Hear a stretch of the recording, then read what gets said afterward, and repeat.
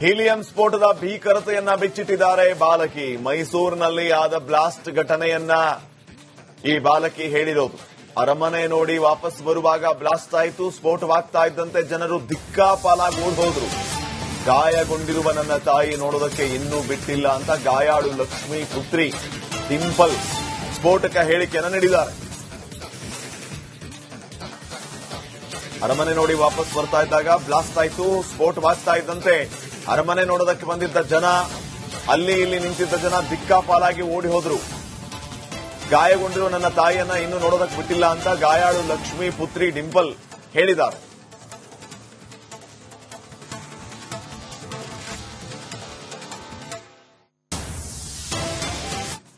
Gas cylinder ಸ್ಫೋಟ ಪ್ರಕರಣಕ್ಕೆ ಸಂಬಂಧಪಟ್ಟ ಹಾಗೆ ಈಗಾಗಲೇ ಈ ಒಂದು ಘಟನೆಯಿಂದ ಪಾರಾಗಿ ಬಂದಂತಹ ಬಾಲಕಿ ಡಿಂಪಲ್ ಜೊತೆ ಮಾತಾಡಿಸ್ತಾ ಹೋಗ್ತೀನಿ. ಪುಟ ಎಷ್ಟೊತ್ತಲ್ಲ ಆಯ್ತು ಈ ಘಟನೆ ಅಂತ? ಅದು 8:20 ಎಲ್ಲ ಆಗಿತ್ತು. ಯಾವ ರೀತಿ ಇತ್ತು? ಗ್ಯಾಸ್ ಬ್ಲಾಸ್ಟ್ ಆಗಿತ್ತು. ಬಾಂಬ್ ತರ ಬ್ಲಾಸ್ಟ್ ಆಯ್ತು. ಯಾರಿಗೆಲ್ಲ ಏಟ್ ಆಯ್ತು? ತಾಯಿಗೆ ಏಟ್ ಆಯ್ತು? ನನ್ನ ತಾಯಿಗೆ, ಅತ್ತೆಗೆ, ಪಾಪಕ್ಕೆ ಚೂರು ತುಟ್ಟಿ ಆಯ್ತು. ತಲೆ ಲೇಟ್ ಆಯ್ತು. ಎಲ್ಲೆಲ್ಲಿ ಹೋಗಿದ್ರು ಬೆಳಿಗ್ಗೆ? ಇಮಗೋಪುರ ಸ್ವಾಮಿ ಮತ್ತೆ ನಂಜನಗೂಡು. ಅರಮನೆ ನೋಡ್ಕೊಂಡು ಸ್ಯಾಟರ್ಡೆ ಹೋಗೋದ ಅಂದ್ರೆ ಫ್ರೈಡೆ ನೋಡ್ಕೊಂಡು ಸ್ಯಾಟರ್ಡೆ ಹೋಗೋದ ಅಂತ ಬಂದಿದ್ವಿ. ಅದು ಅರಮನೆ ನೋಡಿದ್ರ? ಇಲ್ಲ, ಬರೀ ಎಕ್ಸಿಬಿಷನ್ ನೋಡ್ಕೊಂಡೆ. ಅರಮನೆನೂ ಇವತ್ ನೋಡೋದು ಅಂದ್ಬಿಟ್ಟು ಹೋಯ್ತಿದ್ದಾಗ ಬಲೂನ್ ಅಲ್ಲಿತ್ತು. ನಮ್ಮಮ್ಮ ಮುಂದೆ ಹೋಗ್ಬೇಕಾದ್ರೆ ಬ್ಲಾಸ್ಟ್ ಆಯ್ತು. ಅಮ್ಮ ಆಮೇಲೆ ಮಾತಾಡ್ತೀನಿ ಅಂತ ಡಾಕ್ಟರ್ ನೋಡಿದ್ದೆ.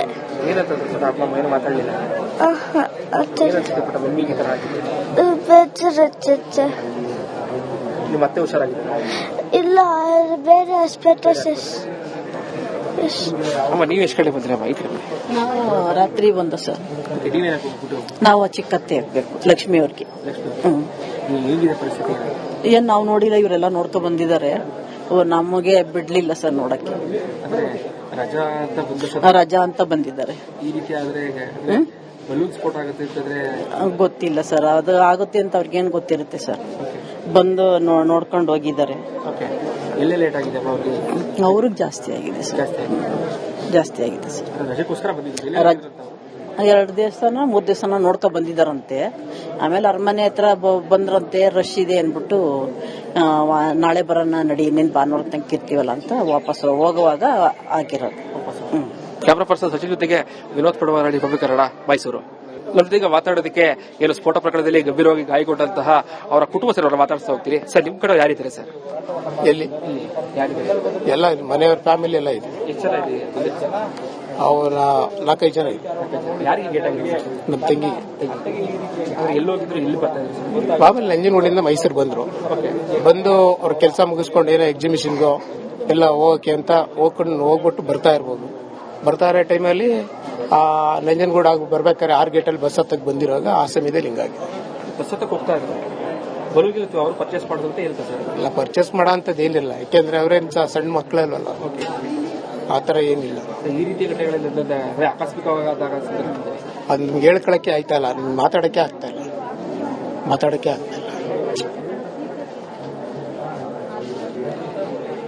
ಇನ್ನೂ 3 ಜನ ಗಂಭೀರವಾಗಿ ಗಾಯಗಳಾಗಿದೆ. ಅದೇ ಎಡದ ಕಾಲಲ್ಲಿ ಇಂಜುರಿ ಮಾಡಿದ್ದಾರೆ. ಸಣ್ಣ ಪುಟ್ಟ ಏಟಾಗಿದೆ. ಐಸಲ್ಲಿದ್ದಾರೆ. ಬಟ್ ಫಂಕ್ಷನ್ ಆಗ್ತಾ ಇಲ್ಲ ಅಂತ ಒಂದು ಮಾಹಿತಿ ನನಗೆ.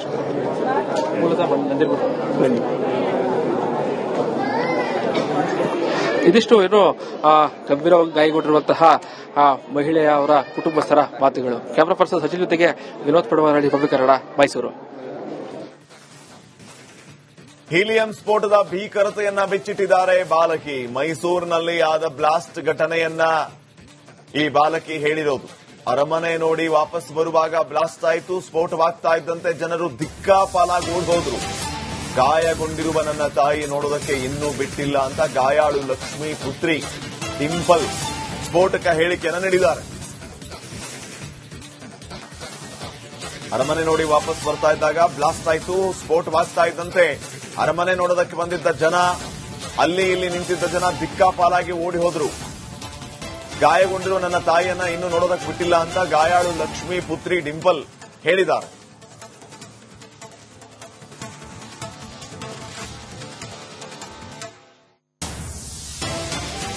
ಹೀಲಿಯಂ ಗ್ಯಾಸ್ ಸಿಲಿಂಡರ್ ಸ್ಫೋಟ ಪ್ರಕರಣಕ್ಕೆ ಸಂಬಂಧಪಟ್ಟ ಹಾಗೆ ಈಗಾಗಲೇ ಈ ಒಂದು ಘಟನೆಯಿಂದ ಪಾರಾಗಿ ಬಂದಂತಹ ಬಾಲಕಿ ಡಿಂಪಲ್ ಜೊತೆ ಮಾತಾಡಿಸ್ತಾ ಹೋಗ್ತೀನಿ. ಪುಟ ಎಷ್ಟೊತ್ತಲ್ಲ ಆಯ್ತು ಈ ಘಟನೆ ಅಂತ? ಅದು 8:20 ಎಲ್ಲ ಆಗಿತ್ತು. ಯಾವ ರೀತಿ ಇತ್ತು ನೋಡಿದಾಗ ಸಂದರ್ಭ ಹೆಂಗಿತ್ತು? ಗ್ಯಾಸ್ ಬ್ಲಾಸ್ಟ್ ಆಗಿತ್ತು, ಬಾಂಬ್ ತರ ಬ್ಲಾಸ್ಟ್ ಆಯ್ತು. ಯಾರಿಗೆಲ್ಲ ಏಟ್ ಆಯ್ತು? ನಿಮ್ಮ ತಾಯಿಗೆ ಏಟ್ ಆಯ್ತು? ನನ್ನ ತಾಯಿಗೆ ಅತ್ತೆಗೆ ಪಾಪಕ್ಕೆ ಚೂರು ತುಟ್ಟಿ ಆಯ್ತು, ನನ್ನ ತಲೆ ಲೇಟ್ ಆಯ್ತು. ಎಲ್ಲೆಲ್ಲಿ ಹೋಗಿದ್ರು ಪುಟ ಬೆಳಗ್ಗೆ? ಇಮಗೋಪುರ ಸ್ವಾಮಿ ಮತ್ತೆ ನಂಜನಗೂಡು.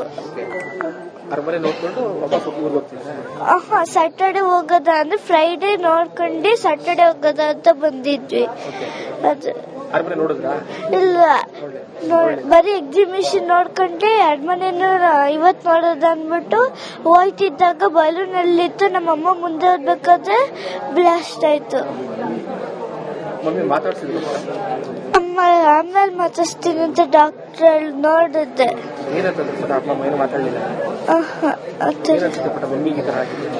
ಬೇಜಾರತ್ತೆ. ಮತ್ತೆ ಹುಷಾರಾಗಿದೆ? ಇಲ್ಲ, ಬೇರೆ ಹಾಸ್ಪಿಟಲ್. ಅಮ್ಮ ನೀವು ಎಷ್ಟು ಕಡೆ ಬಂದ್ರಿ? ಅಮ್ಮ ಈ ಕಡೆ ನಾವು ರಾತ್ರಿ ಬಂದ ಸರ್. ನಾವು ಚಿಕ್ಕತ್ತೆ ಆಗ್ಬೇಕು ಲಕ್ಷ್ಮಿ ಅವ್ರಿಗೆ. ಏನ್ ನಾವು ನೋಡಿಲ್ಲ, ಇವರೆಲ್ಲ ನೋಡ್ಕೊಂಡ್ ಬಂದಿದ್ದಾರೆ. ನಮಗೆ ಬಿಡ್ಲಿಲ್ಲ ಸರ್ ನೋಡಕ್ಕೆ. ರಜಾ ಅಂತ ಬಂದಿದ್ದಾರೆ.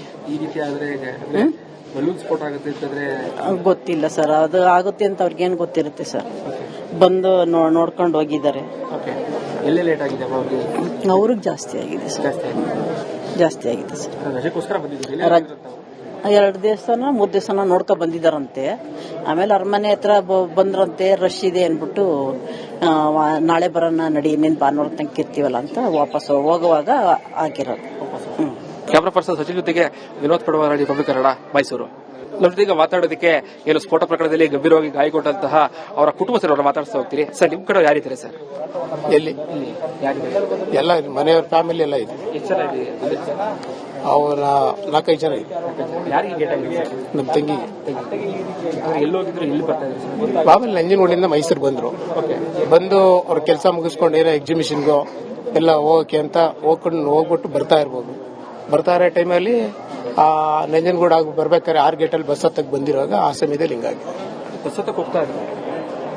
ಅವರು ಪರ್ಚೇಸ್ ಮಾಡೋದಂತ ಹೇಳ್ತಾರೆ ಸರ್? ಇಲ್ಲ, ಪರ್ಚೇಸ್ ಮಾಡೋ ಅಂತದ್ದು ಏನಿಲ್ಲ. ಯಾಕೆಂದ್ರೆ ಅವರೇನು ಸಣ್ಣ ಮಕ್ಕಳೇ ಅಲ್ವಲ್ಲ, ಆತರ ಏನಿಲ್ಲ. ಈ ರೀತಿಯ ಘಟನೆಗಳಿಂದ ಆಕಸ್ಮಿಕವಾದಾಗ ಅದು ನಿಮ್ಗೆ ಹೇಳ್ಕೊಳಕ್ಕೆ ಆಯ್ತಾ ಇಲ್ಲ, ನಿಮ್ಗೆ ಮಾತಾಡಕ್ಕೆ ಆಗ್ತಾ ಇಲ್ಲ.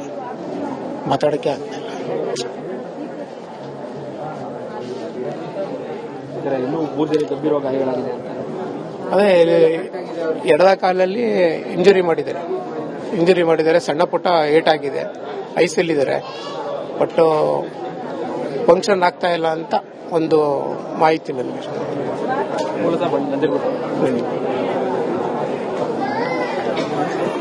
ಇದಿಷ್ಟು ಏನು ಗಂಭೀರವಾಗಿ ಗಾಯಗೊಂಡಿರುವಂತಹ ಮಹಿಳೆಯ ಅವರ ಕುಟುಂಬಸ್ಥರ ಮಾತುಗಳು. ಕ್ಯಾಮರಾ ಪರ್ಸನ್ ಸಚಿನ್ ಜೊತೆಗೆ ವಿನೋದ್ ಪಡವಾರಳ್ಳಿ, ಪಬ್ಲಿಕ್ ಕನ್ನಡ, ಮೈಸೂರು.